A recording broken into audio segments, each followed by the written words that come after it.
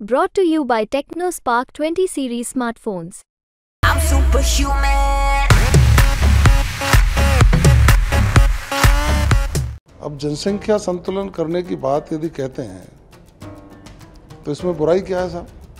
दूसरे लोगों के पेट में दर्द क्यों चलता है साहब?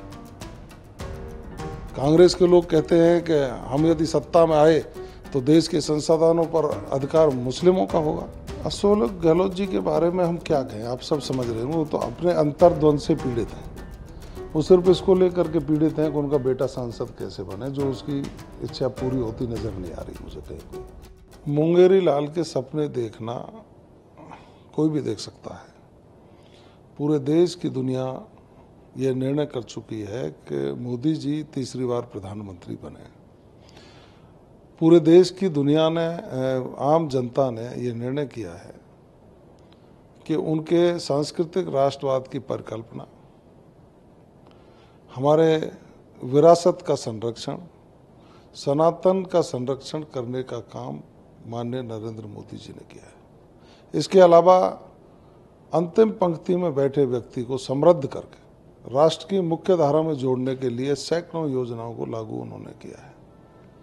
आप देख रहे होंगे जिस तरह से किसान सम्मान निधि मिलना, विश्वकर्मा योजना में दस्तकारों के लिए सहायता मिलना, हमारे रेहड़ी पटरी वाले लोगों को 10,000 रुपये तक की सहायता दे करके उनको स्वरोजगार के लिए प्रेरित करना, घर घर में शौचालय बनाने का काम करना, युवाओं को स्किल्ड करके उनको बैंक से कनेक्ट करके उनको मदद करके उनके स्वरोजगार के साधन खुलवाने की बात करना, और पूरी दुनिया में भारत का नाम, भारत का डंका पुजवाने का काम देश के प्रधानमंत्री ने किया है।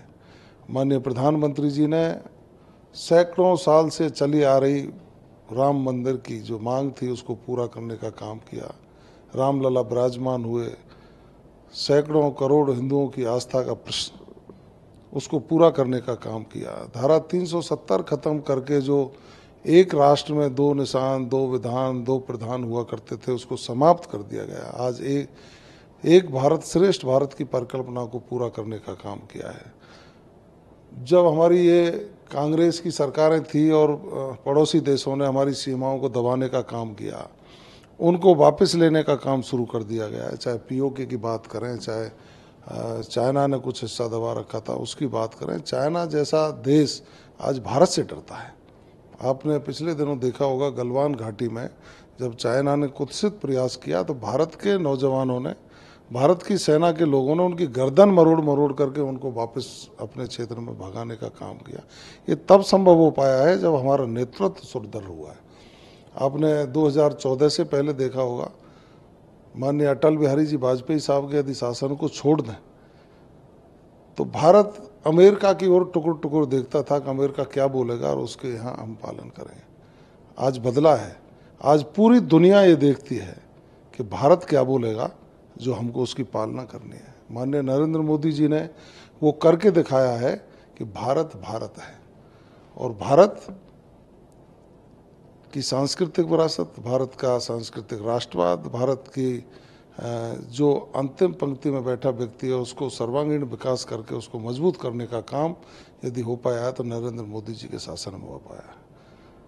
अब जनसंख्या संतुलन करने की बात यदि कहते हैं तो इसमें बुराई क्या है साहब? दूसरे लोगों के पेट में दर्द क्यों चलता है साहब? कांग्रेस के लोग कहते हैं कि हम यदि सत्ता में आए तो देश के संसाधनों पर अधिकार मुस्लिमों का होगा। भारतीय जनता पार्टी ये कहती है सबका साथ, सबका विकास, सबका प्रयास और सबका विश्वास। इसमें उनको पेट में दर्द क्यों होता है जी? सबका अधिकार क्यों नहीं होगा? जो वंचित वर्ग के लोग हैं उनका अधिकार क्यों नहीं होगा? तुष्टीकरण की राजनीति करके कांग्रेस के लोग इस देश के कुछ लोगों को बरगलाना चाहते हैं। वो होगा नहीं, और अब की बार 400 पार का नारा पूरा होगा। मैडम साहब, आप काफ़ी वरिष्ठ राजनेता हैं। जिस तरह चुनाव के बीच में आबादी के जो एक मापदंड है वो जारी किया गया प्रधानमंत्री आर्थिक सलाहकार परिषद की ओर से, इसमें खासतौर पर इस बात का भी जिक्र रहा और सामने आंकड़े आए कि हिंदुओं की आबादी घटी, मुस्लिमों की आबादी बढ़ी।